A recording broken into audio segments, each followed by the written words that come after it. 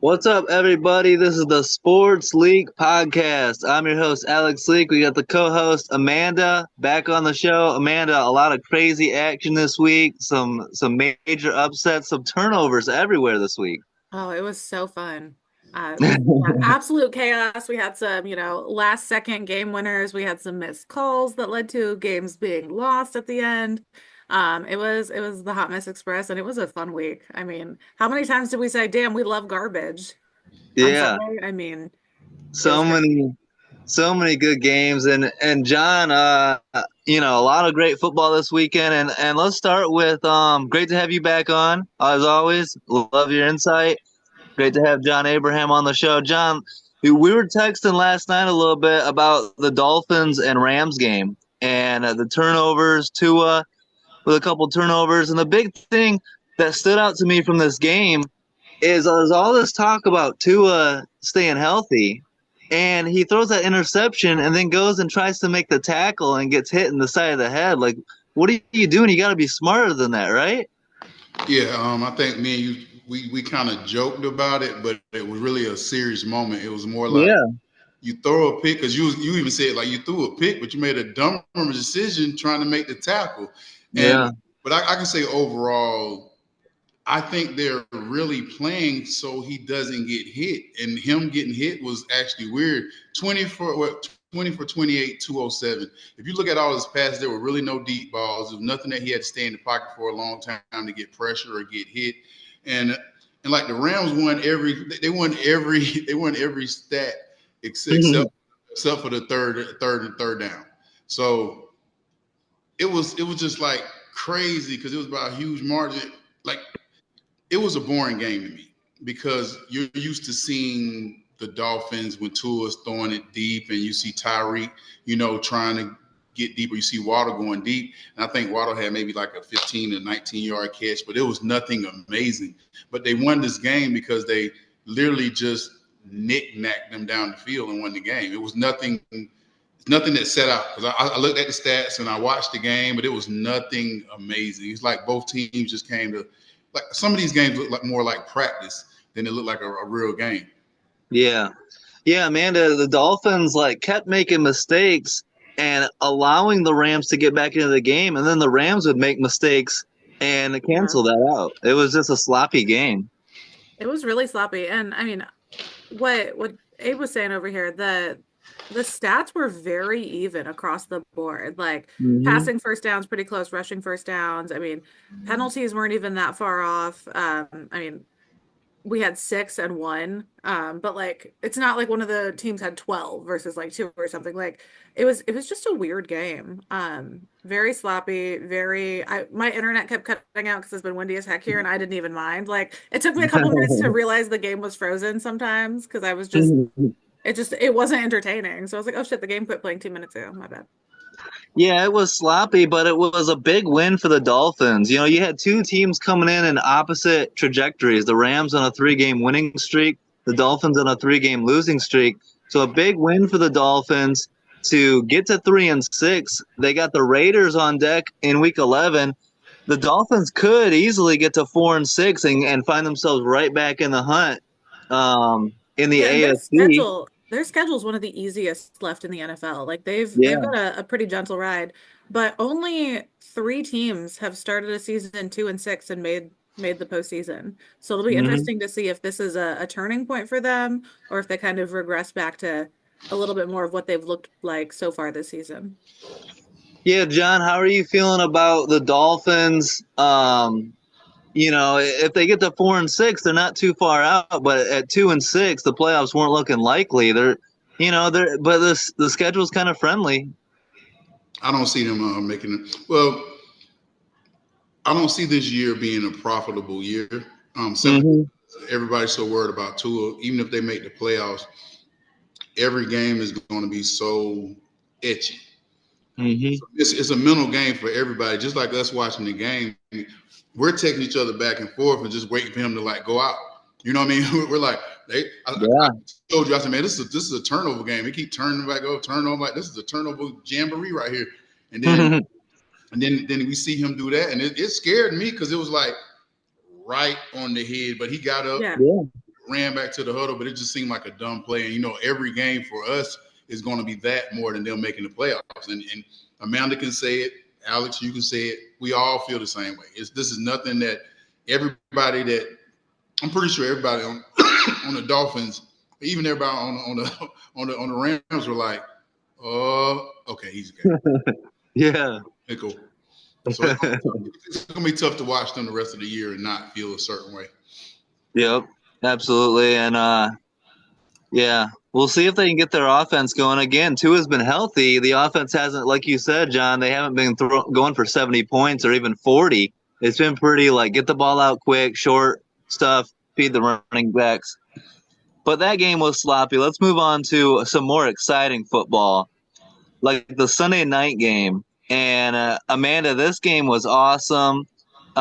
We had picked against each other, so this was fun to watch. And the Texans jump out to a 23-7 lead, wearing those red helmets. But first of all, Amanda, if you had told me, I thought Nico Collins was going to play, and he ended up not, and then Will Anderson didn't play. If you had told me that ahead of time, I would have switched and picked the Lions. I rode with the Texans regardless, and it was a great game though, despite all that. Yeah, it was interesting how and we've talked about second half teams this year. There's been quite a few teams that literally do not show up in the first half. The Packers being one of them. The Lions in this game, ridiculous. Like the 23-7 halftime lead, the game had looked so much more one-sided than that. Yeah. Like the dominance by the Texans, like if you had asked me, like without showing me the scoreboard, like what the score was at that point, I would have said like 35-7. Like it They needed it was 30, yeah. so one-sided. This game was hot garbage, entertaining as hell. But there was one stretch of game where there were 7 possessions and 6 out of 7 were interceptions, just back to back to back. It was this crowd started joining Goff in that. Yeah, it was fun. I love me a high pick game. They're funny. But man, Goff had an off night. Goff's been. That's the crazy thing, John, is Goff was setting NFL records for completion percentage and protecting the football. And then on Sunday night, for the whole country to see, national TV, 5 interceptions. What did you think when you were seeing Goff just turn the ball over repeatedly? Well, I can start off by giving Aaron Glenn, my ex-teammate, that's how old I am. Me and Aaron again played with each other actually while I was with the Jets, but they still were able to get 4 sacks without Aiden. They still were able to pitch a shutout in the second half. Yeah. If you're not on Dan Campbell's team now, even though I don't care, I know you're all Green Bay, you're Chicago, but if you're not on that team to be the best team like right now, something's wrong with you. Because I've been on the Lions since their draft last year. The moves they have made, like Dan Campbell's fun to watch, but his pregame speeches, the way he has brought that locker room together, the picks they have gotten, like this year's draft, Branch, amazing. Jahmyr Gibbs, love. Sam Laporta, like the recent talent they've brought into this team and the way they've developed them. I am not even in the closet about it, but I've been a Lions fan for pretty much since like week 2 of last season, and it's a weird position to be in as a Packers fan, but like I can't. Like, I have nothing bad to say. Like, good for them, Is one thing I had to say though, is Stroud finally getting his human phase now? Is the amazement starting to die in Texas? Like, are we kind of over Texas yet? I mean, I know they're still a good team with 6-4 or something like that, but I'm saying, is it not as amazing anymore? We see that they are not a juggernaut. They're not like they're beatable. Like I think they're becoming normal now. Like before, like last year, it was like, oh my God, this dude is like touching the sky. Now it's kind of like, I feel like the Packers beating them a month or so ago was kind of like, oh, they do have some weaknesses. The Packers got lucky in that game, and the Packers played a perfect game. Like they handled all of the Texans' weaknesses. But I think a lot of those have been exploited. And for the same reason that I had picked the Lions in this one is I feel like they're coming back down to earth a little bit. People are starting to see like where, like they've figured out CJ Stroud. Last year he was new and fresh, like you said, and I feel like he's been kind of like lauded so much by the media that I don't know if we're allowed to say anything bad about CJ Stroud. Like he was kind of the golden boy last year. You couldn't say anything bad. Like even if he lost, like, oh, he's young, he's learning. But I feel like teams are definitely starting to figure out his play style, and he doesn't seem like he's a hard quarterback to read. Like I've been watching him, I can kind of guess where he's going with the ball based on his like pre-snap movements and stuff. So I'm wondering if he just needs to work a little bit on being a little bit more like sneaky, kind of masking those looks a little bit. Yes, he's been blessed with good receivers too. We can tell that also. I mean, just like now, after you see them getting hurt, to be a good quarterback, you're going to have receivers that stay healthy and be able to play. And I think that's really showing. Now, I didn't mean to cut you off, man, but I want to get that out before I forget it. You know, I'll be I like say this before I forget it, and I'm be like, oh damn it, I meant to say that. Then we be on to like another team or something like that. But I definitely think that, you know, like you're saying, Collins not being there, Tank hasn't showed up like they thought he was going to. You know, losing Diggs. I think he's. I want to say he's definitely not mediocre. I mean, but he is not as amazing. If he know he has that, I guess them guys around him, you can kind of see that we can get to this quarterback and we can get in his mind. Yeah, you absolutely have to have someone to catch the ball. Like, right. Yeah, I for sure think not having Nico Collins is a big deal, and losing Stephon Diggs on top of that, that's your two top receivers. I mean, his leading receiver in this game was John Mechie. So not ideal as far as that goes. But to me, the big storyline of this game was the two head coaches. I said this, Dan Campbell, of all people, settled for a field goal late in this game. He's normally a go for it all the time. He settles for not just a makeable field goal, a 58-yarder with kind of an unproven kicker, a undrafted rookie kicker, kicks that 58-yarder to tie the game instead of going for it on 4th and 11. Smart decision there to tie the game up. And then D'Amico Ryans, and this is one of the rare instances, Amanda, you won't hear me say this a lot, but I think D'Amico Ryans should have gone for it on 4th and 4 instead of trying that 58. Yeah, because even if you make that, you're giving the ball back to Detroit with like 2 minutes left, only down 3. The first down in that position is so much more valuable to take more time off the clock. Yeah. You know. And as someone who had picked the Lions in this one, like, so we had 4 picks differently this week. This was the last one. Alex won out the first 2. So this was, I mean, I thought for sure I had lost this one. Well, so when he did that, I was like, oh shit, okay. He's trying to help my picks out. But I mean, you mentioned the kicker. We got to talk about that kicker situation. Like, that's such a freaking awesome story. Like 12 months ago, this guy was selling bricks with Acme Brick Company in Houston, Texas. I know you said he was unproven, but he holds the UFL record for the longest field goal kicked in a UFL game. And it was in Detroit. But... It was in Detroit Stadium. So they've seen him up close and personal. And I know UFL isn't the same thing, but a 64-yard field goal is a 64-yard field goal. Like, that's what got him the opportunity, yeah. But they got to see him. So he traveled up there for that game, kicked the, all-time record for the UFL. We talk a lot of shit for the UFL. I wouldn't draft a quarterback or bring a quarterback in who I had seen playing in a UFL game, but a kicker is a kicker. Like, the field goal is a field goal. Like, what is there to, what's different between their field goals and ours, Like, so I feel like he's proven. This is what I'll say on this. I understand the Lions are great. They're rolling right now. But this is what I'll say, pump the brakes for a second. Jake Bates barely made both of those kicks. Hold on. Barely, by the skin. Hold on.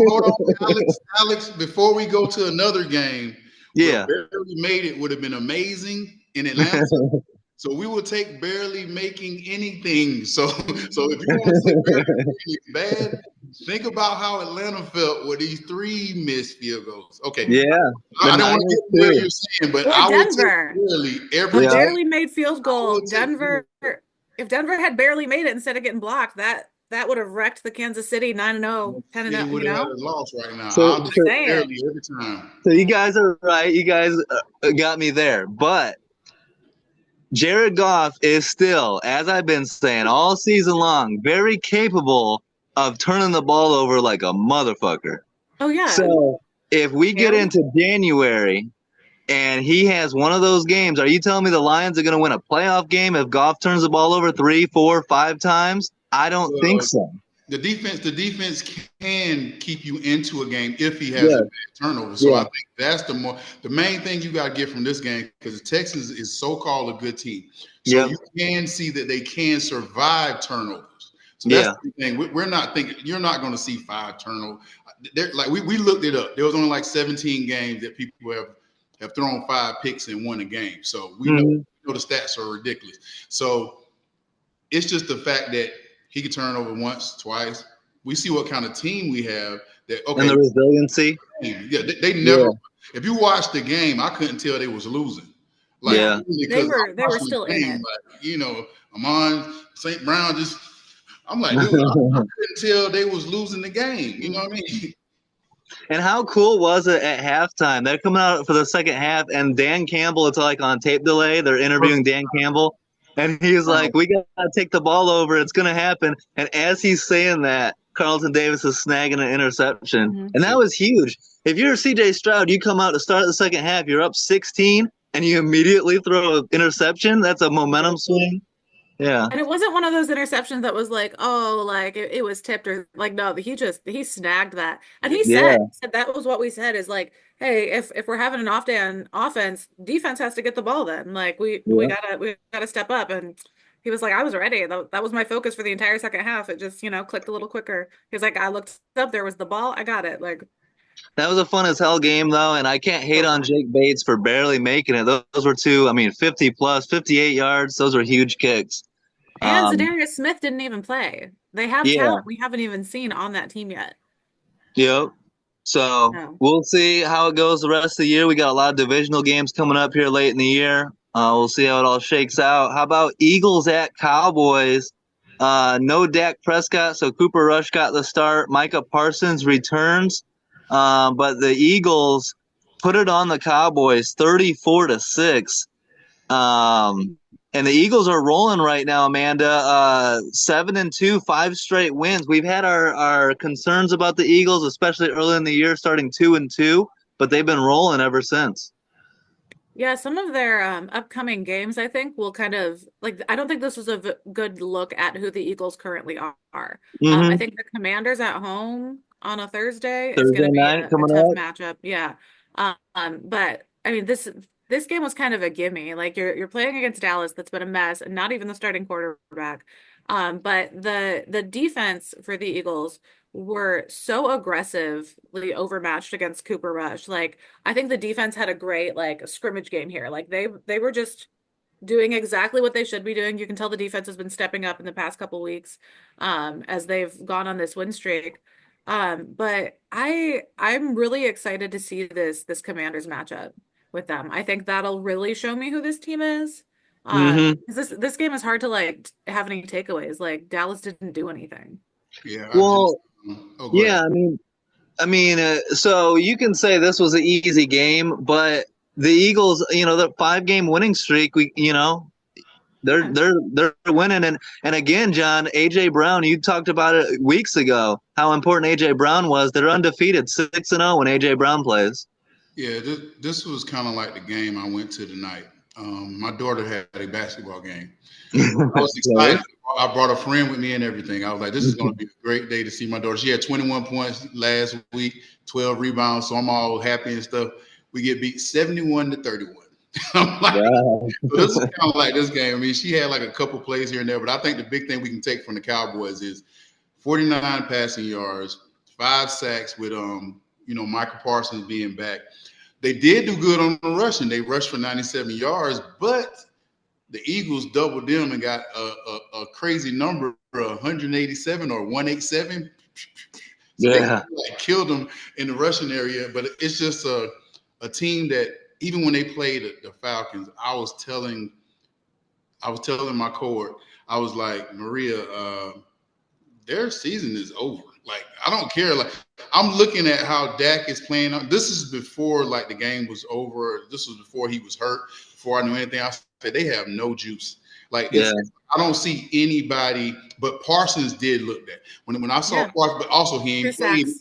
he ain't played in so long. Like you could throw anybody out there, and he's gonna be running around because he's probably the freshest guy out there because people got about 4-5 games into the so he just running around like a chicken with his head cut off. But he did bring a spark to the defense. They had, like I said, they had 5 sacks, but this team is like, I would hate to be in that locker room. I mean, I understand there's so much stuff to do in Dallas, and there's so many, Dallas, the fans are still going to love you, but the embarrassment of coming in and just having to finish this season off knowing you ain't going to make the playoffs and hoping that the quarterback, you can find somebody just to make your games.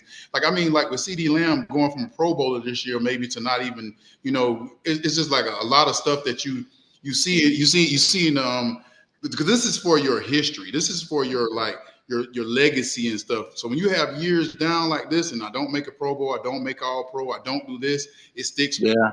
It really does stick with you. Yes. What do you guys think about that CeeDee Lamb missed ball because the sun was in his eyes? That was interesting. It wasn't worse than you saw Alvin Kamara. Alvin worse. Kamara's was horrible.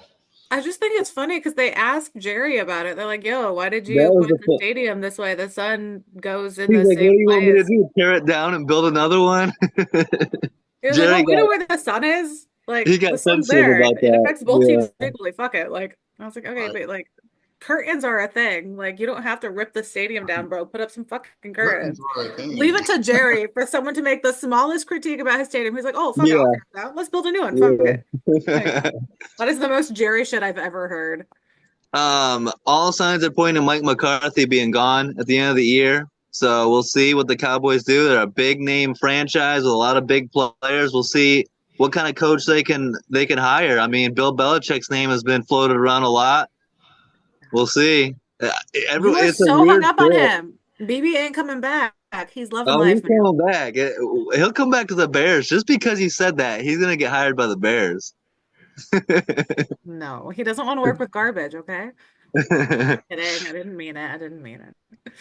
I'm hurt now. I'm signing out now.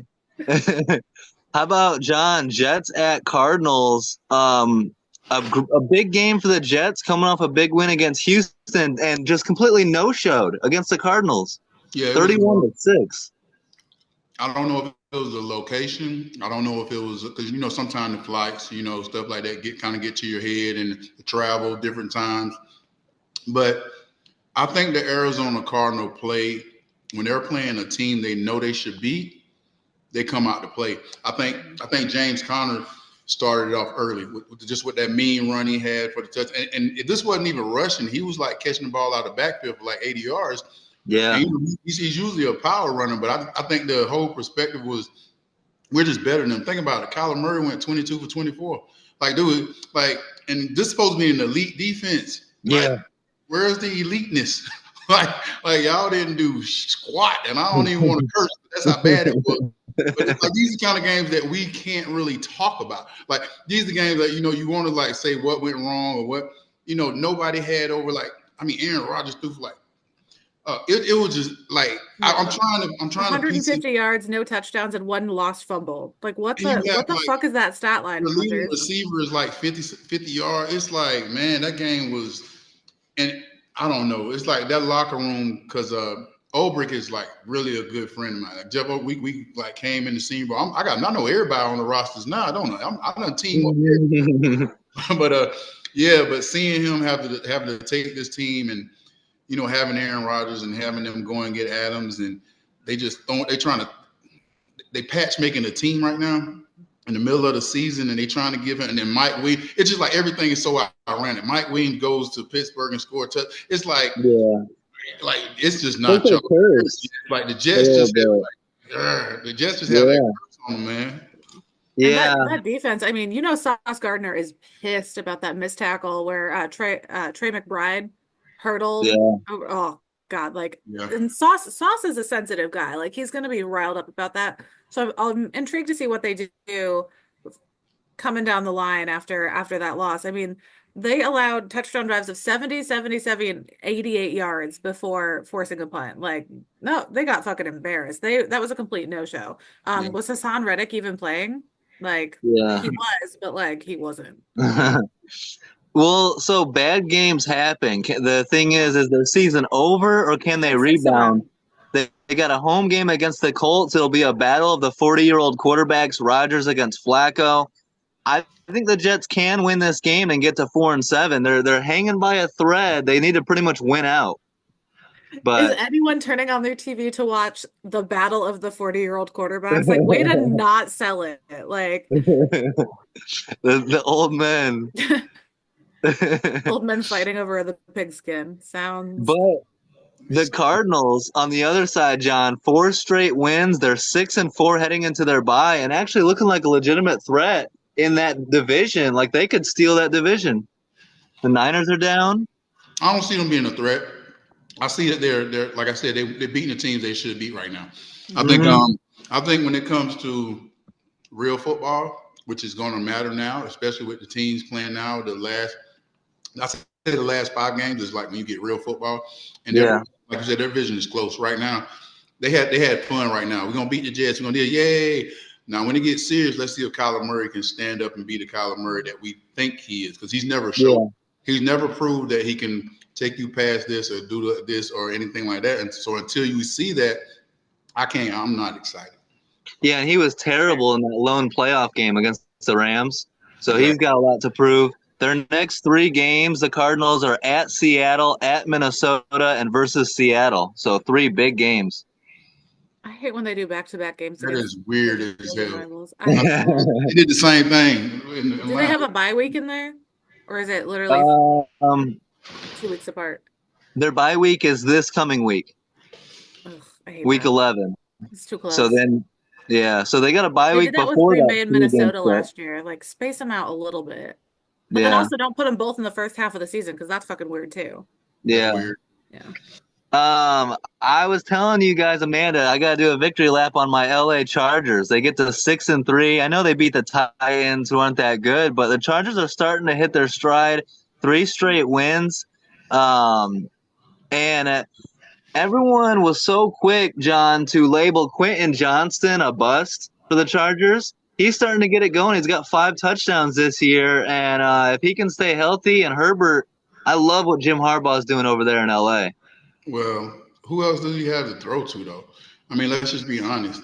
I mean, I ain't Josh Palmer, rookie Lad McConkey, but yeah, not much. Yeah, that's what I'm saying. So when you have an opportunity as a player and you have a chance to be a number one, you got to stick out.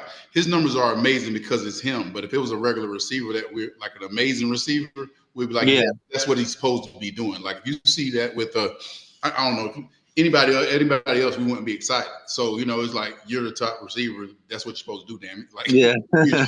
People be like, oh, John, he's having a great year. I'm saying because his name is this, because that's not a great year. I mean, you ain't got like 10 touchdowns or something. You ain't breaking no records. Football, damn it. But we've seen this from Harbaugh before. He took over the 49ers and had them in the NFC Championship game year 1. I mean, he can turn these teams around quick. I know you're high on them. I like Harbaugh. However, they've only beaten one team that made it to the postseason last year. Yeah. And I know the teams are very different year to year and stuff, but this second half of the season, Baltimore, Cincinnati, Kansas City, these matchups coming up, I have faith in the Chargers. I've seen some good wins. Justin Herbert scrambling in this game, fantastic. He ran 7 times, 32 yards. Rushing touchdown. He's got the most career rushing yards for a quarterback in Chargers history. Awesome. Good for them. But I have yet to see them be truly tested and win this season. They lost to the Chiefs when they matched up before. I'm really intrigued to see how the second half of the season plays out for them. Well, we're going to be watching Sunday Night Football closely, and let me go ahead and make my pick now. I don't need to wait, Amanda. Give me the Chargers at home over Joe Burrow and the Bengals. Yeah. Okay. We'll see. Yeah, they got Bengals and Ravens back to back, so that's going to be a good test for them. Well, yeah, that's what I want to see. The Browns aren't even good this year, and that's the only postseason team from last year that they've beat. So I'm not saying they're bad. I'm not saying they're not going to make the postseason, but I need to see a little bit more. Yeah, second half of the year, and we'll see how they got some big games coming up. A team that proved it, the Steelers. Went to D.C., played a red-hot Commanders team, and took care of business. They were down 10 points in I believe, the fourth quarter, and Russell Wilson throws that pick. I was getting worried. They come back and steal this win, and Russell Wilson with that game-winning touchdown pass to Mike Williams. John, what do you think of what the Steelers are doing? Russell Wilson 3-0 as starter, and Mike Williams fitting in nicely right off the bat. First of all, I want to give myself a huge kick in the ass because I thought Russell Williams was the shit. I meant shitty. I thought that he was done. I thought his career was pretty much over. I gave everything to Fields, and that's why Mike Tomlin is a great fucking coach. Yeah. Period blank. Because I was sitting here looking like, oh, why would you take him out with Fields? But he saw something and he understood that he still has it. We just got to put it in his hand and let him have it. You know what I mean? Mm-hmm. So I got to give Mike Tomlin a big ups on that. And also, like I said, give myself a kick in the ass for thinking that he was done. But I think this Pittsburgh team looks like an old Pittsburgh team when they had Roethlisberger. And I'm just saying that because of the confidence more than, the personnel. It's just the confidence I see when they come on the field, like they can win a game. You got Russ, like they said back in the day, he's cooking, man, and he's able to get it in there. And I think we got to stop trying to treat Daniels like he's Stroud. He's still a rookie quarterback. The games he's playing are still amazing. Like even being close to a Super Bowl winning quarterback and being able to throw blows and to come to, a game that pretty much came down to the last few plays because that offside penalty, that pretty much got the game was ridiculous. So it was a lot of stuff in this game that and it's crazy because Pittsburgh has me very emotional during the season. This ain't even the playoffs yet. Like I'm cheering for Pittsburgh, and I'm not a Pittsburgh fan. Like I've never, and I'm not a Russ fan like that. But now I'm like, I'm liking this. I'm liking the Pittsburgh Steelers because I didn't really trust them at the beginning of the year. I didn't really have a feel for the team, but I'm actually liking what they're doing here. I like their confidence, and I like how everyone is falling into the scheme of it. Man, doesn't this seem like the best fit for Russell Wilson? The Steelers, a great coaching staff. They play defense. They can run the ball. And then he comes in and just doesn't have to play Superman, but just manage the game and make a couple big plays and be clutch, right? Yeah, I like Russ there. I think Tomlin's a great coach for him. I think it's a good system. They've got enough of a defense to balance out if he has a rough game. I wish Fields had a shot somewhere else. It bugs me that I want the revival for both of their careers, and they can't be in the same place and do that. Yeah. So it bums me out a bit for Fields, but this was a good game. I was on the fence. I was 50-50 for this one. It was a 1-point game. So I picked the Commanders, you picked the Steelers here, but it wasn't like a blowout one way or another. And I had a feeling these teams would be really well matched. Mm-hmm. One thing that I was kind of intrigued by the Commanders. So I looked it up. So they are 7-0 against teams under 500 and 0-3 against teams over 500. Yeah. So while they do have a lot of talent and they've been explosive on offense, they are still learning and they're still very young, but they have yet to beat a team with a winning record. So yeah, and at Eagles, right? Let Eagles. Let Abe cook real quick. Oh yeah, go ahead. Sorry. Question. This is going to sound so stupid. Amanda, would you take a chance and sign Fields to a 3-year deal to wait for Pittsburgh and have him kind of wait for Russ to get done, then take the Pittsburgh job? Or would you try to Aaron Rodgers him behind Brett Favre situation? Why? Okay, you got Russ. Russ might have a year or two left, a 2 good years left. I'm not saying that, but I'm like, you know what, Fields, we trust you. We're gonna give you $20 million a year. Or we'll give you 15. We'll give you 10. We'll give you 10. We'll give you a 3-year, $30 million deal. So you're still getting 30. We're gonna wait till Russ retire, but we want you to be our quarterback for the rest of the next 10, 12. That's what they're hoping. Yeah. I'm not saying they're gonna do that, but I'm saying because you know how agency is and how people want to start. But I can see that being awesome because he'll be on the Tomlin. He can learn under Russ and he can sit there and know it's gonna be his job. They don't have to draft they don't have to draft a quarterback. Yeah, they don't have to waste the draft picks trying to find the new talent. They can keep him and just progress, and then everything just fall into place. You know, they can draft better receivers, they can draft an old lineman, so they don't have to worry about putting a lot of money into another quarterback when Russ is ready to, you know, I'm out. Yeah. I don't mind that idea at all. Do we think Fields has proven that he's got that much potential? Does he have potential? Yes. And I think Tomlin is one of the better coaches in the league to develop that.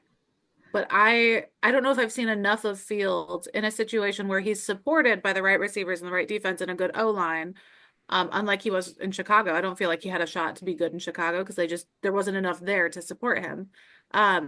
Do we think that we've seen enough potential out of him in his few starts that he had for Pittsburgh? We did see he can win, but I think give him another complete off season. Let him really get to know Russ. Let him sit, learn. Yeah. You know, I like it. I think that's a great idea. Yeah. Get him to kind of know everything. So, like, you know how it's easier to come to work when you already know you got a parking spot. Yep. Yeah. That makes sense. You know what I mean? Like you coming to work not knowing if you're going to be there or not this, or I might get traded, but you know you're going to be there for 3 years. I got a solid deal. You know, $10 million a year for a backup is pretty fucking awesome. And you just sit there and chill and just, you know, if something goes down, hey, Justin, it's your team now. Boom. Yeah. Go ahead and throw the ball. Let's go ahead. Yeah. So many quarterbacks are obsessed with getting the opportunity right away instead of prioritizing the fit, the situation, the coaching staff, the team around you, right? Fields had a terrible situation in Chicago with Nagy and then Eberflus.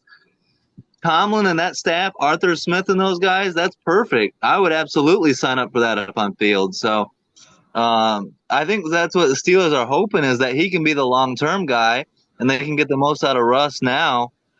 John, real quick, what would your reaction be if you're on that D line and you need one stop and you can get the ball back to Jaden Daniels and you got your rookie defensive tackle over here jumping on third and short or fourth and short?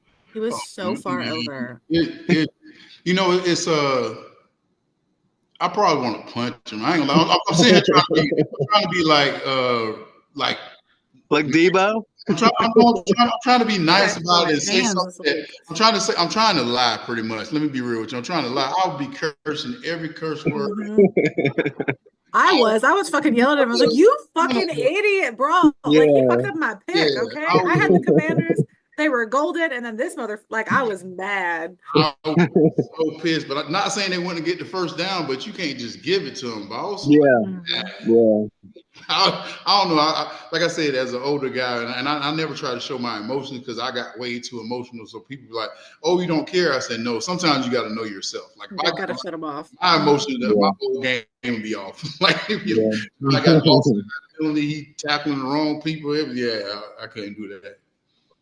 Well, speaking of Debo and throwing punches, the 49ers beat the Bucks 23-20 on a game-winning kick from Jake Moody, and thankfully Jake Moody made that kick because things were getting a little heated.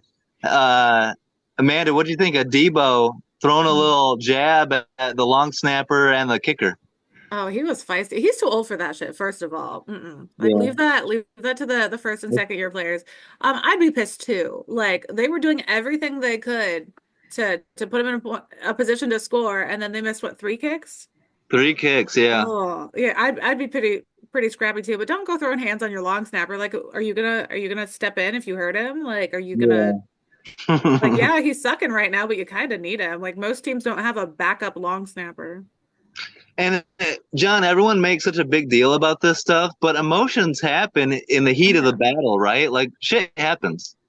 Yeah, especially if it's something you worked on in practice. I think people don't understand a lot of times when you see stuff escalate, it's not the first time. Yeah. It's probably something that happened in practice. It's something that happened probably it might have even been something they talked about in the meetings or right before they went on the field. And that's when you see the most emotion, the most expression of why I'm mad at this person. Like when you see 2 players that are on the same team and they get at it, it's because it's repetitive. It's not. John talked about this shit, you know. Yes. It's never something. If you miss a kick and it's like, dang, he don't never miss a kick, and we didn't talk about this in practice.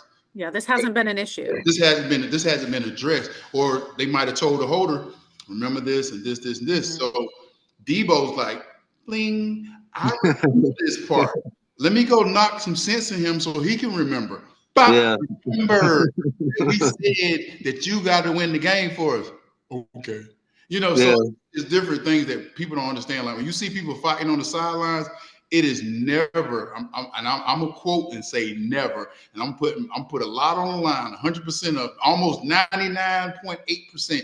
It's never something that just happened. It's something that we went over before. It's something that you should know. Because I'm not gonna like Amanda. If I tell you my name is John and you call me Kenny, I'm like, okay. The first time I'll be like, all right. The Yeah. second time I'm gonna be like, what the hell wrong? Like, come on, man. Like, no. Maybe you just got a Kenny face, bro. I don't know. Exactly. But after a while, Yeah. you get what I'm Like saying. we've had this Yeah. conversation. Now you're just fucking with me. Yeah. So I know they got the win, but I'm not impressed by this win. Like the 49ers are just they looked tired. I guess they look like that's a weary team. Like they came off that overtime loss last Monday. Like they came into this one. Tampa Bay pushed them around in the second half, and Tampa Bay doesn't have a receiver right now. Tampa looking So like the old school San Francisco from the beginning of the year who couldn't get Mhm. everybody was unhealthy, right? Yeah. Like Tampa is San Francisco now. Yeah. And I mean, Mike Evans is supposed to come back in what, 2 weeks? Yeah, I think Hopefully. So I Yeah. think that yeah, I absolutely agree with you. Like missing the offense, like McCaffrey was back, but they just look tired. Like I was expecting to see them like ready to go and like refreshed and some extra energy, but the 49ers just didn't seem to have that. And then we've seen at least one missed kick in almost every single one of their games. Like there's been special teams issues on the 49ers since week 1, which is kind of what Abe was pointing out. Like this isn't like a new issue for them. Like this has been ongoing the entire season. There's been a missed kick. I mean, Moody was out, but like he had an ankle injury, so like we'll cut him a little bit of slack, but Well, also they the muff punt too. Yeah, the muff punt Like, was huge. It was some little things like that. Getting Christian McCaffrey back was huge. If they didn't have him, they lose this game. did you Like, feel like he was back? Were they acting like they were like, oh, we're back together, the gang's good to go, let's rumble? Like I didn't feel the energy from them. They just kind of seemed well, the Niners are going through it. This is a tough yeah. year for the Niners. Like, what can go wrong will go wrong. I mean, even in this game, if Jake Moody makes his kicks, they win comfortably by 12. But he misses all those and makes it more difficult. They got that muff punt. They're waiting on Hufanga to come back from injury. Dre Greenlaw's close. They can stay out for a couple more weeks because Green Bay's got to play them. So Yeah. I mean, let's push it out. they're just dealing with adversity, and that's a test of a good team, right? Can you find a way to win a game that And Moody is got the game difficult? winner, so all is forgiven. Exactly. Thankfully, Moody made that kick, and everyone can move on. And They would have blown up his car if he missed that. I mean, that shit would have they been get to- on fire in the trading facility Monday morning. Like, I mean, let's be real, Amanda. The Niners get to 5-4. They got a home game against the Seahawks coming up. Me and you, we got the Niners winning that one in San Francisco, right? They can easily get to 6-4 and get this thing rolling with Christian McCaffrey back. Then get Yeah. healthier as it goes. So I think the Niners are still a contender in the NFC. I know that might sound crazy right now. They'll if get the it Packers going. can beat them, I will start talking shit. But the Packers always lose to the 49ers, so I'm not going to say a damn word about them until after the 24th. So catch me in 12 days. We'll talk about it then. All right. Let's talk about the Bucks. We've got 4 straight losses. We're missing our, any downfield threat on that team is just gone. Baker Evans was trying expects his to come back. ass off. Yo, that was. He was trying. Go ahead, sorry. He was hustling. He was making a play for MVP in this game.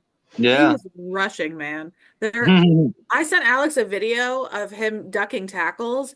There was one play where he ducked 4 separate tackles. Like he was shaking men off like his kids were trying to play and he needed to go cook dinner. Like he was kicking them off his legs. Bosa. Yeah. It was so good. Stiff, like he is trying. He tried to put that team on his back and win. And I mean, Mike Evans said hopefully after the week 11 bye, so hopefully that plays out. But he definitely needs his receivers back because there's only so much he can do.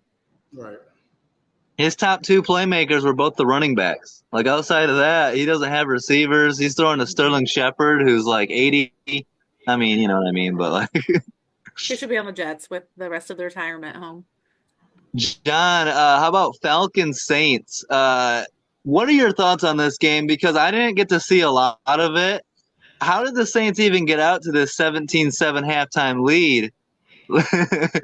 And did the special teams coach, did he provide The camera, tell us. Please tell us what's going on, Boo-Boo. what happened here? My big thing was the special teams lost to a special teams coach. But hear me out here. This is something I am. You know, I throw out strange theories that I think that will help football. Yeah. Okay. I think that statistically, the Falcons had 1 turnover. But I say they had 4 turnovers because they had 3 missed field goals. That's the opportunity to score a point. It's not a turnover on downs because now if the kick is blocked, it should be a turnover on downs because you didn't have opportunity to make the kick because it got blocked. That makes sense. But if you kick a ball across the line of scrimmage and it doesn't go in, it should be a straight turnover. Like that's a turnover. So your kicker had 3 turnovers because your kicker gave the ball back to what? The other team. Without scoring any points.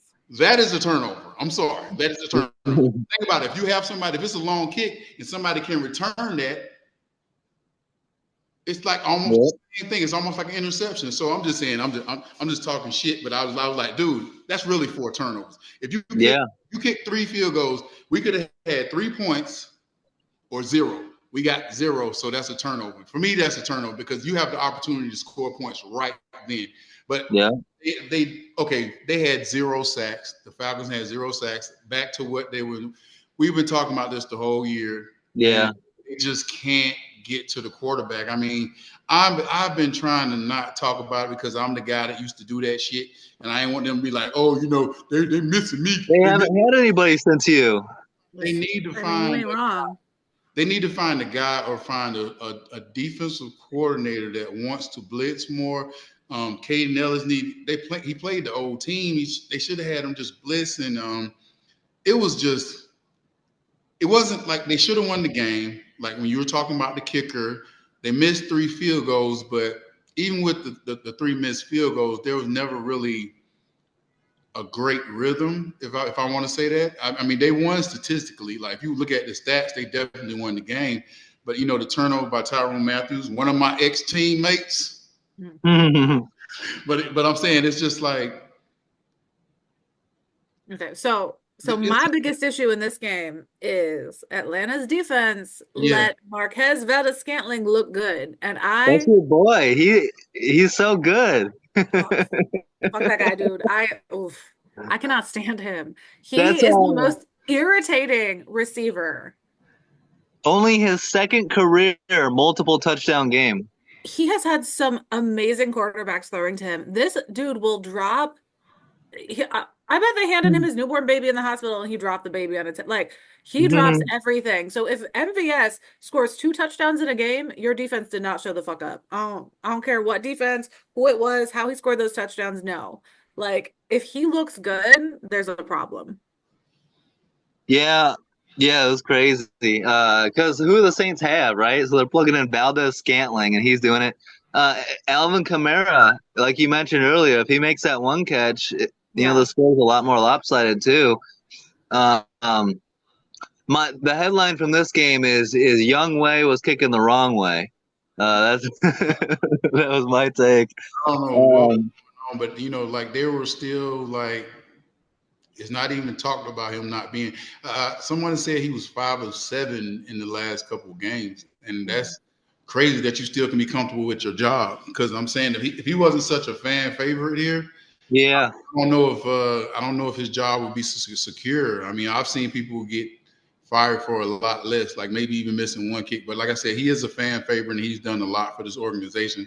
He probably kickers that go in the Ring of Honor here and all that stuff. But this is year 4 for him. This is his worst year. He's at 70.8% of field goals.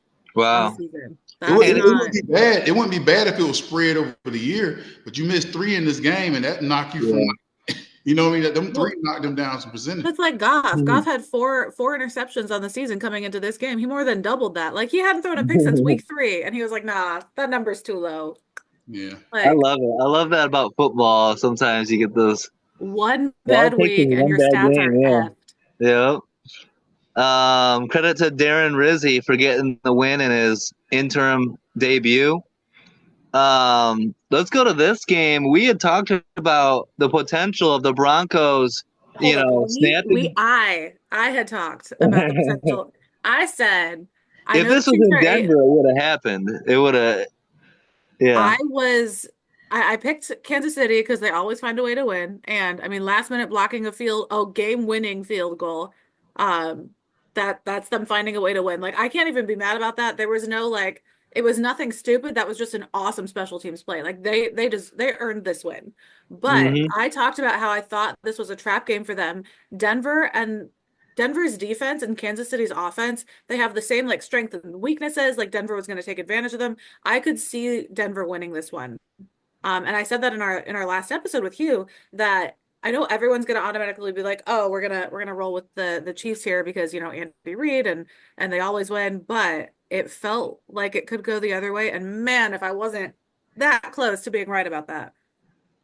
It was so good, so close. John, what do you think about this? A chance to snap the winning streak and end their undefeated season, and you get a short kick blocked. Like, unbelievable. I was watching it live. I was excited, here we go, and I couldn't believe it. Like I said, I swear to God, if they missed this kick, I was like, "Oh, never mind, it was blocked." Yeah. I'm just saying this. I'm just gonna stick to my story that I've been saying since week 1. They just have not been proven that they can be beat yet. Yeah. Because they're not playing up to par at all. I mean, we can look at every week and say they could have lost this game, they should have lost this game, they would have lost this game, but they keep winning games. So it's no point in even digging. We got to start seeing what are they doing to win. I mean, they're still running the ball well enough. And Patrick Mahomes isn't throwing a lot of interceptions like we think he is. I mean, it's a lot for him, but if you had 30 touchdown passes with 9 interceptions, it'll look a lot better. But they're still winning games, and it's not. And I think when you start being a good team and you start being a good quarterback and you start being just good players in a good organization, you don't worry about how many points we score. You don't worry about the stats as much. You worry about the W's. And that's what I think this team worried about, the W's. Even with the special teams coming through and blocking their kick, they weren't about the W because they were put in the situation to win the game. A lot of teams don't get that opportunity to get a situation like it could have been a blowout. So when they get the opportunity to win a game, whether it's making a kick, whether it's a Hail Mary, whether it's whatever, they're winning the game. So you can't knock a team for having every category checked. Okay, they're not expending too much energy. They're not making risky plays. They're doing just enough just to keep the record and keep the wins going. Yes. But shout out to Denver's defense. They have been playing at playoff level. I know the offense is young and still working out some kinks. They were spreading the ball around, kind of diversifying Bo Nix's plays in this one. Because for a couple games there, they just had their 3 receivers. It was A, B, or C, and then hand off to the running back. A, B, C, hand off to the running back. But they diversified a little bit here. Much more effective at moving the ball down the field. Their running back, say his name, Alex. Yeah, Estime. Albert Estime, yeah. Yeah, he fantastic. 14 carries in this game. So they're definitely focusing on kind of spreading the offense out a little bit. And Sunday is the first time the Broncos have sacked Patrick Mahomes more than 3 times in a game since he joined the league. They had 4 sacks before the end of the third quarter, and Benito was running all over Kansas City's left tackle. He was putting up a fight on every play. So shout out to their defense because I mean they really stepped up and kept them in this game. They've been playing well all year, pretty much, except for one game. I think they had one bad game, but yeah. But Kansas City's a tough offense to face, and they get in your head. They've been so dominant. We've got the back-to-back Super Bowl champs, but they didn't show that they were young at all in this one. I think as great as the Chiefs have been playing, I've been saying it's going to end here soon. They're going to get beat, and I'm going to go ahead and call my shot. It ends next week. At the Buffalo Bills, it's going down. The Bills are going to win that one. And this is what the Bills do. The Bills beat them in the regular season. They just can't do it in the playoffs. Mm-hmm. And I want the Bills to beat them on Sunday, and then we get the rematch, whether it's AFC Championship game or divisional. I don't care, but Bills are going to snap this streak. The Chiefs are not going to break the Patriots 21 straight, and they're not going to three-peat either. I have to get that off my chest. Okay. But Travis Kelce has really come on of late. 32 catches and 2 touchdowns the last 3 games. If you remember, he didn't have a touchdown up until 3 games ago. So they're really starting to get him going. But they're rolling, and we'll see if the Bills can snap it. John, do we have a problem in Minnesota? Sam Darnold, 6 turnovers the last 2 games. They barely beat the Mac Jones-led Jaguars 12-7. No, they do not. They had 82 total plays, which is concretely ridiculous. They had 28 first downs to 10 first downs, so the defense is still kicking ass. Mm-hmm. Both teams had 3 turnovers, so it was pretty much evenly matched. But they're not a bad team. They just played a bad team. Yeah. I feel like they played down. This was a gentle week for them. They weren't really concerned about winning. They still beat their ass. They played down. They still beat their ass. They had 82 effing plays. And as a defensive player, if I have to look, okay, let me show y'all. This is a coach, right? We're watching film. You click on the thing and you see 82 up there. You're going to be there all fucking night. You're going to be there all night breaking down plays like, well, Jim. The time of possession is 42 to 17 minutes. Like, oh. So you can't, there's nothing you can say bad about this game for Minnesota. It was 3 turnovers, okay. But if you're saying that we control the game, and we're playing the Jags. We don't need to score 40. We don't need to score 35 points. We just need to control the ball. This is what you want to see on football. If you want to talk about old school football where they can't throw the ball, which they did throw the ball in this game, but looking at the points, probably, it was a close game. No, I looked at the stats and almost threw up. I was like, 82 plays. Oh my God. 82 plays. What cracks me up about this game is Romo is back in the NFL. In his first NFL game, every single one of those 12 points converted all 4 field goals in a rookie's first game. Meanwhile, we've got kickers for other teams who are known to be amazing who can't make a field goal to save their lives this week. Good for him. Parker Romo. I love that we've got a Romo back in the league. So fun. Yeah, I don't know what to say about this game. This game was sloppy as hell. The Vikings, I mean, can Sam Darnold, Amanda, what do you think, though? Is Sam Darnold, is this a bad trend for him with 3 turnovers back-to-back weeks? Is this something we need to be concerned about for Minnesota? I think last week was an off week, and this was a fuck it game. And yeah, I do like your theory. Tell Abe about your theory about what happens with Sam Darnold this year and Minnesota's quarterback situation next year. Sam Darnold's going to continue to struggle. The Vikings are going to somehow miss the playoffs, and Aaron Rodgers is going to find his way over to the Minnesota Vikings next year.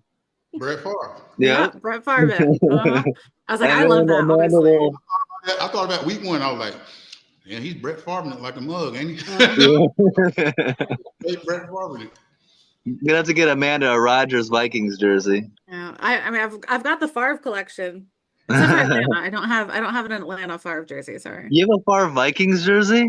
And Jets. What is wrong with you? I don't wear them. I just have them. Okay, they're in the collection. Oh my goodness. So since the Packers had a bye week, let's talk about my other team though, because this game I was spicy in this game. Buffalo on their 4-game win streak. The Colts jumped out to an early lead, 13-10. I was getting a little grumpy about that. It took them a little bit to figure it out, but James Cook started, cooking. Josh Allen and Shakir were connecting pretty well. Keon Coleman was out, right? Yeah, Coleman was out. And then we're talking about interceptions this week. It was just a pick-friendly week. I mean, pick city. Yeah. Allen had 4 in the last 3 games now. Yeah, and he went the first 7 games without a single pick. Yep. It was just a week. I feel like we've talked about how there's a trend each week. Like we had like the tight ends week, and then we had miss kick week. This was interception week, I think. Yeah. John, how are you feeling about the Bills? 5-game winning streak and 8-2. They can't seem to get to a Super Bowl, but this year I'm starting to feel a little bit confident about the Bills. Like this, they might have a decent shot this year. I haven't fell in love with them yet. I think Mhm.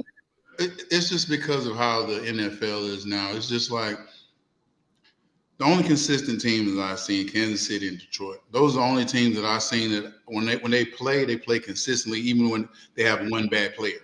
Like Yeah. like with golf playing like shit. If your quarterback plays like shit on Buffalo, y'all gonna lose. I don't care because you can't put another guy in there and say, our defense is going to save us, No. or our running game is going to save us. No, They had 4 takeaways on defense, but there were like 3 other like should have been interceptions in this game. Like Flacco was bad. Yeah. yeah, Flacco had a really off game. He had 4 turnovers as well, 3 interceptions and 1 lost fumble. But that defense played well. But I hate seeing a pick just fly past a defender's hands. Like just grab it. Like what do you like? There should have been 7 interceptions in this game. Those are the worst. As a fan, that's what pisses you off more than anything is a dropped interception. When it hits you in the hands, it's like, catch the ball. Just do it. I remember getting so mad at Kyle Fuller against Aaron Rodgers. Like, interception. Also in this game, Buffalo abandoned the run in the first half. Cook only had 8 carries in the first half of the game. I don't know why they weren't using him more. John, the Bills and the Ravens tend to do that. They get away from the running game. Yeah. It's a good setup though, if you think about it. If you want to set your run up for later, get your passes out of the way, and then usually old school football was pretty much control the game at the end. You get a little lead and just run the clock out. Yeah. And you think about it, you got Lamar can kind of chill. He'll hand it off to him. Yeah. And then he can kind of chill. Like, think about it. You got a running back that's 250 just chilling in the garage. These players already tired. They on like 30 to 40 plays already, and now you're going to get this big dude coming down here. I mean, it's kind of smart. Think about it though. If you like put like, yeah, that does make sense. Get a lit's thing, just run them down. Like Hugh always says, pass to take the lead, run to win the game. Yeah.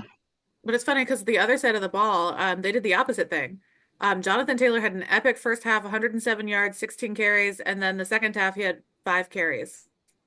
They were like, oh, we had like maybe he was worn out, maybe he had some soreness or something that we didn't know about, but it worked, and then we quit doing it. Like, cool. Colts have lost 3 straight, and their fans are getting restless. They want Anthony Richardson back out there. The head coach says we're sticking with Flacco until I say otherwise. I told you last week they're gonna be wanting Anthony back because of that third down. You look at the third downs. When you see the third downs and they can't run the ball on third. We always say when you're feeling spicy, you start talking with that finger. I literally said that last week. I was like, yeah. Look at the third down. This third, they were like 3 and 13. I'm like, you don't need the option to throw on third down if you got a guy that can take it 5 yards or 6 yards or 7 yards, or even if they do a little quarterback sneak, a quarterback draw, all kind of stuff you can do with this guy. But with Flacco, he's gonna be there. So it was cool when you saw Flacco like come replace him. Yeah. When he's starting and people can see like, well, Flacco ain't doing this. Take that out the playbook. Take this out of the playbook. Run the play. Hey, if they ever do a quarterback option, tell them to kiss our whole asshole. They're not quarterback option with Flacco. We're good. So.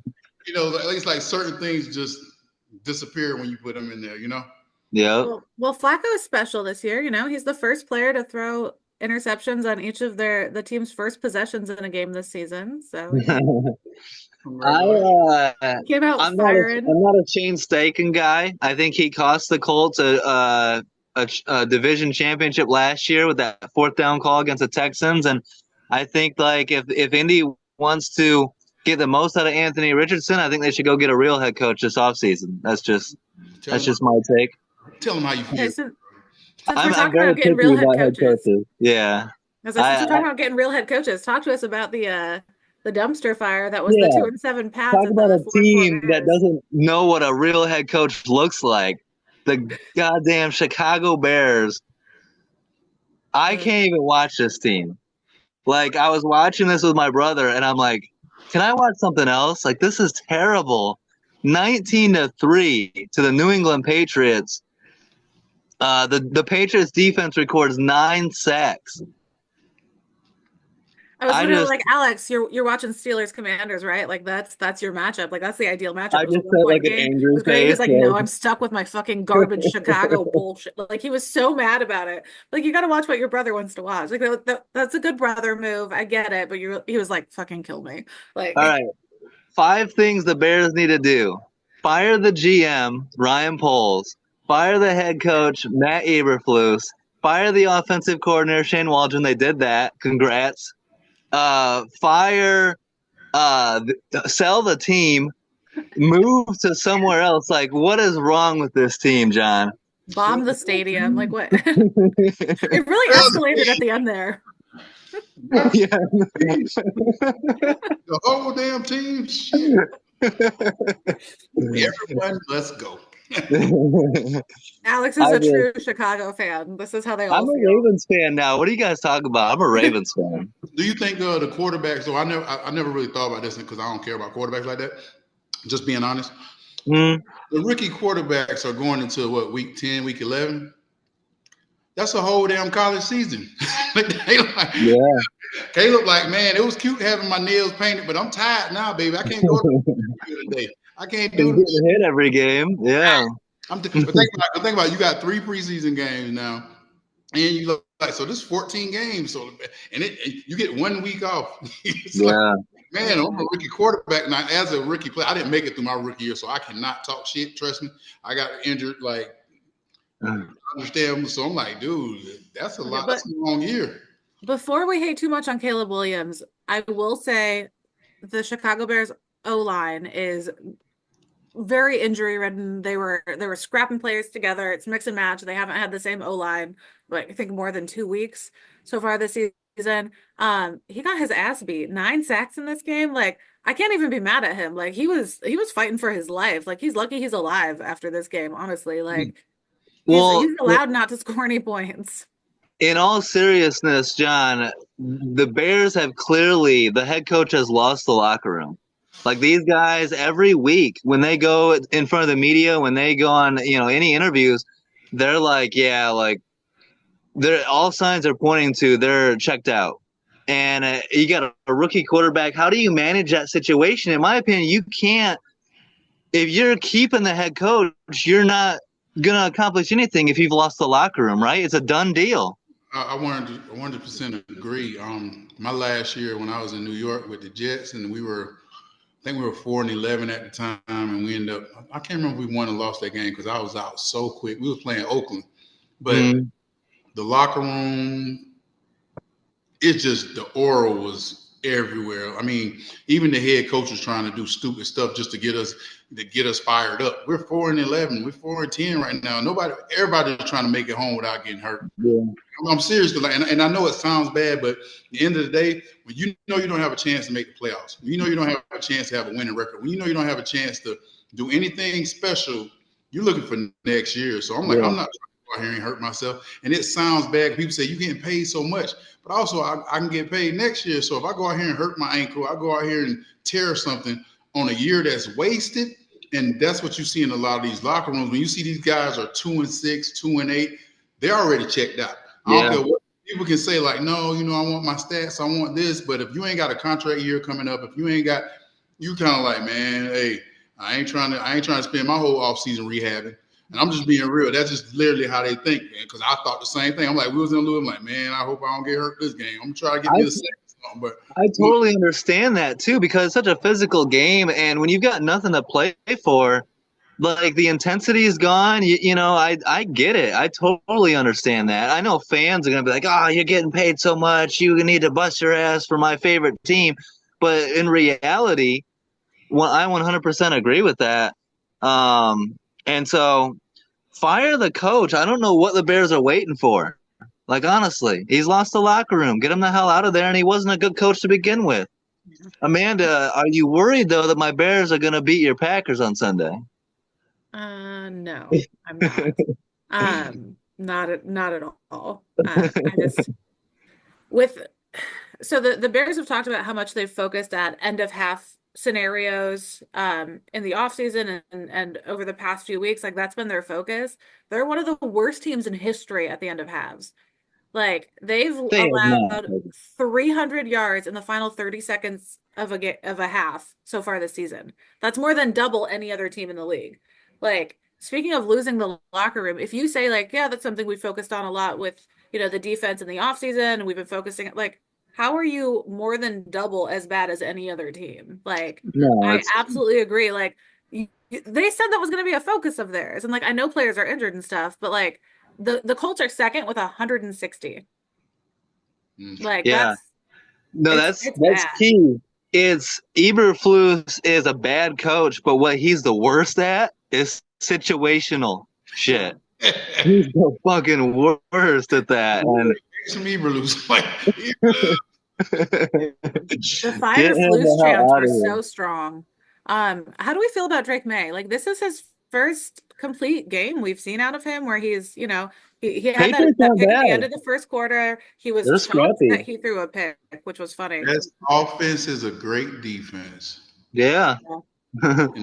And the defense came to play, so he ain't had to worry about being great Drake May. He just had look. I'm just trying to make it through. No more interceptions, no calls from him, nothing like that. Let's just get out here clean. I get my win. I'm good. We can have a victory Monday. I'm good. Yeah. Did Well, it? I heard that he called like a meeting like out at the end of practice one day. He was like, "Sorry guys, I was off my game." Like he like called everybody. He was like, "We had a shitty practice. It was my bad. Like I'll be better tomorrow." Like so he's Drake? stepping, yeah, he's Yeah. stepping into that leadership role. And We don't obviously he's we don't young, but I think he's a we don't care about that shit. Like all them little things and stuff. We don't Well, be as a caring. rookie, it's nice No, to we see, but don't. it's nice to That see ain't that he's gonna taking some accountability though. Yeah, but it ain't gonna make us play, bro. That shit don't mean. Like, get your ass out there and do it on the field. We don't care. Oh, Everybody have bad practices. You don't got to yeah. talk like I had a bad practice. We don't give a shit about no practice, yeah. dude. Show your ass up on Sunday. I He did guarantee you. though. He did. Okay. Yeah. We know you're gonna be our starting quarterback. We rather you throw 4 in practice and none in Yeah. the game. Get it out of your system, right? Yeah. Just try that in practice. Don't try to. Why would you throw that out route when you ain't did shit in practice? Now, if you throw the out route to get picked out somebody, okay, good job, man. You got it out your system. Throw another one. Oh, well, that ain't work either. My slant route ain't hitting today. Let me see if I can do it again. Nope, it ain't working.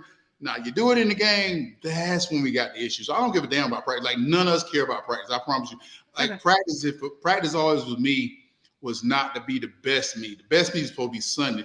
Practice for me was create the best mental for me. So I wanted to get the best look. So a lot of times people say, John, you don't practice hard. I said, I can't practice hard against somebody that's not going to do the same thing that person do. I think McCoy said it, not McCoy, what his name is. I can't think of his name, but a D tackle said it. He was like, y'all don't understand, like in practice, sometimes you can't get the same look. So the best thing you want to do is try to get the play. So my thing was learning to play. I need to know what this play is. Show me as best as you can, because you're 6'4". The guy I'm going to get is 6'7". He has longer arms, so there's no way I'm going to get a good look this way. So just give me the best look of this play possible. Like, I don't need you to be perfect, but give me the best look you can. Yeah. How about Gerard Mayo calling that defense soft? Do you think it might have worked a little bit? I don't think it worked. I think they just played a softer team. Yeah. Yeah, they took advantage of the Bears, that's for sure. Oh, wait, Spade, baby. If we talk about soft teams, we got to talk about the Germany game. Oh my God. The 2-7 trash can bowl over here. Did Amanda set anybody her watch alarm this for whole 6 game? a.m. She was getting up early for that one. A free vacation during the season. Ain't that some stuff? I liked my favorite part of this game. There was one moment I loved. Mr. Ed Hochley announcing his calls in German. That was cool. That was Like nice. he was calling penalties in German. Like that was the highlight of the game. So we went to overtime on a Sunday morning, which was fine, cool, I guess. But yeah, we got free bad football. yeah. So that's bonus. I guess Ed Hockley's dad did that a long time ago. He announced a call in Spanish. back in the day, and so now he did it, all the way in the future in Germany. So In the in future? German, That was in the yeah, you future? know what I mean. In the present, whatever. I was You like, know we what I traveled meant. to the future for that game? Fuck this. No. How bad are the Giants though? You can't even beat the Panthers. I didn't really watch the game. I watched a little bit of the highlights. It's just Daniel Jones for me. I You don't. got to bench him, right? No. It's just hard for me to watch Daniel Jones. He's not exciting. I Oh, you know what? can't. You know what you just did? This is boring in sign language, so that's perfect. I He is. know. I This is cannot stand Daniel this Jones. is boring. This is boring in sign language. I would Really? rather watch a potato bake through my oven window than watch And I, Daniel Jones and play I always football. wonder. I understood he's a total package when it comes to being an athlete. You know, he can run, he can pass, but he can't do it. He can't do it together. It's kind of like people trying to do this at the same time. Like he can't. Like, Amanda, yeah, you Daniel know. Jones is the poor man's Josh Allen. What are you talking about? I'm saying, but he's Josh just Allen like, has a personality. yeah, yeah, they, because even when he got excited, like I told you that game, he got excited, and it was just like that was it. Yeah, Like it's Yeah, there was like and a grunt. A it's like an grunt of Eli amusement. Manning Like, without the skills. I can't. you Yeah. see, you see nobody around him get excited. You know, like when you see one player get excited, and everybody kind of like, yeah, let's go, let's go. They were like, yeah, everybody like, and, Like, The and don't compare it to YouTubers are Josh Allen because clever. like we've seen the locker room around Josh Allen. Like, that team is so animated. Like they love him. Like who was it who calls him dad? Oh, Cole Beasley. Like every time they were interviewing him one season, you'd hear Cole in the background go, "Daddy, Dad." Like no, no, do not compare them. I cannot. He's a baked potato. I cannot stand his personality. Like So the Giants need he's to a bench robot. him. He's got a $23 million, like if he can't pass a physical, that they'll have to guarantee him. So bench him and put in Drew Lock or who's the other guy? Tommy DeVito. I've forgot about Um, him. Daniel Jones is going to be probably a free agent. He's going to be gone. you think so? Yeah, Brian Dable is up to here with To it. Like where? he needs a quarterback, He Yeah. needs a neck. and Malik Neighbors needs a quarterback. I And feel bad for Malik. I was just gonna say, what a shit. Like he's got like and Tyrone Tracy, their running back. Tom Casey. Like we've got some young talent on these teams, but they deserve better. Like Colin Tracy is the one that has 26. he, I think so. Let me look real quick. You need to change that number. No, 26 is Devin Singletary. Yeah, Devin. Okay, Devin. So you need to change that number. Like, I'm Yeah, sorry. isn't that Saquon's number? Dude, I don't even see how he do it. I that couldn't. that was Yeah. I that could. I was couldn't walk dirty. in the I can't believe stadium. they did that. I couldn't walk in the stadium and like 26 is all around. And I know none of them ain't me. Yeah, it's so weird. I'm like, I, no, man, give me who 29. was it else that did that? It was like the Vikings gave Cordell Patterson Randy Moss's number. Oh That It's like, boy, was oh that boy, pissed me off. yeah, Kansas City. Pacheco. Pacheco got Tyreek Hill number right after, but yeah, he won a Super Bowl with it, so he can't, yeah. Yeah. he It's good. Now it's it's still so his. weird. Yeah, it's Pacheco's number now though. Oops. It'd be like a Lakers wearing Magic Johnson's number. Like, what are we doing here? Yeah. Um, yeah, Panthers have won 2 in a row. How about the Carolina Panthers? All right, that's all I got He tried. He was like, there. nah. Yeah, Real definitely quick, worthy of the first round draft pick. Bengals Ravens. We didn't get to talk about this. A great game, 35-34. Ravens. The Bengals went for 2, didn't get it. John, the Ravens are my team. If anyone can beat the Chiefs, it's the Ravens if they feed Derrick Henry, right? I think this showed that the Ravens are the team to beat besides Kansas City. And I'm not Yeah. saying this. I'm not saying this particularly because I'm not fond of Joe Burrow. I don't have a problem with Joe. Like if I saw Joe Burrow in person, I like, hey Joe, what's going Yeah. on? But I'm He's a nice saying, guy. yeah. I don't have a problem with him because sometimes people think it's personal. Like No. I think when I start doing this commentating and doing certain things, they say, John, as long as you tell them the truth, they can't get mad. Now if you Yeah. start getting personal and saying stuff that wasn't true. If I say this is, but he's not. Joe Burrow isn't playing consistently enough to say that I can trust him to beat Kansas City. Like, back in the day, he was like the juggernaut. Everybody A was like, couple oh, years ago, yeah.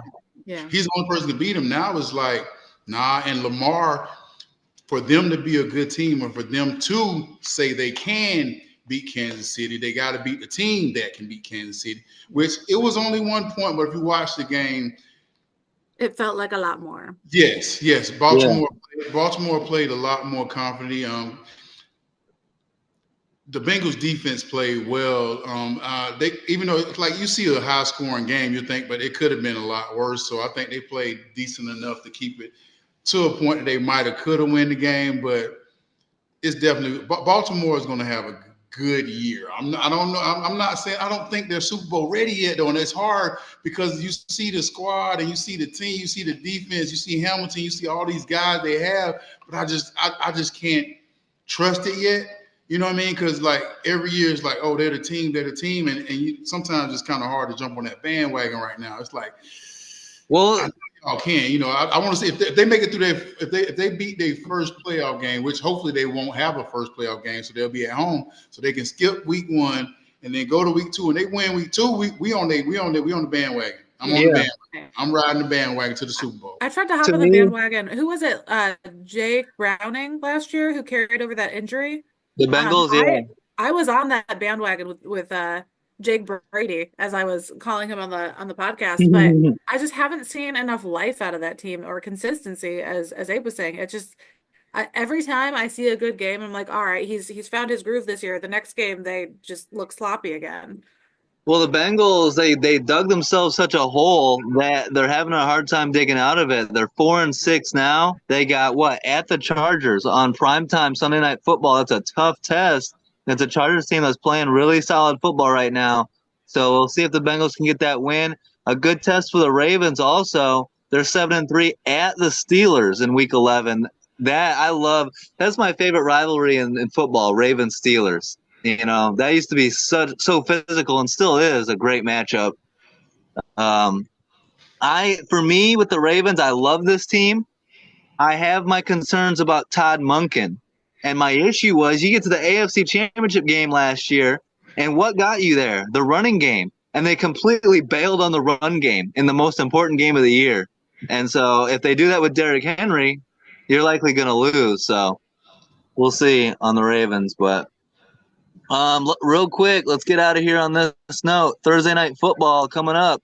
7-3 Commanders at the 7-2 Eagles. Philly on a 5-game winning streak. Battle for first place in the NFC East. How are we seeing this one, Amanda? I'm rolling with the Eagles here. Like I said earlier, the Commanders have yet to beat a winning team. Mm-hmm. We saw the worst performance of Jaden Daniels for the season this past week. No touchdowns, only 200 passing yards, 5 rushing yards. And I think that Pittsburgh defense kind of counteracted all of his instincts and all of the good things we've seen out of him. And I expect the same thing out of the Philly defense. Yeah. What do you think, John? I think the Redskins, not the Redskins, stay on. I think the Commanders. I think Daniels is going to play better. I think the Philly defense is going to have a problem with Daniels. No, I do. I think they're going to have a problem with him. I think they're going to come a little too much confidence. And, especially watching the Pittsburgh thing. Everybody think they can beat J.J. Watt now. I'm J.J. Watt. I'm T.J. Watt. I'm sorry. I'm T.J. Watt. I can do exactly what he do. But it's a different scheme of stuff. And I think the players that they have, Philly does have a good D line, but they are still young. And I think that they are going to get a little more than they can handle with this.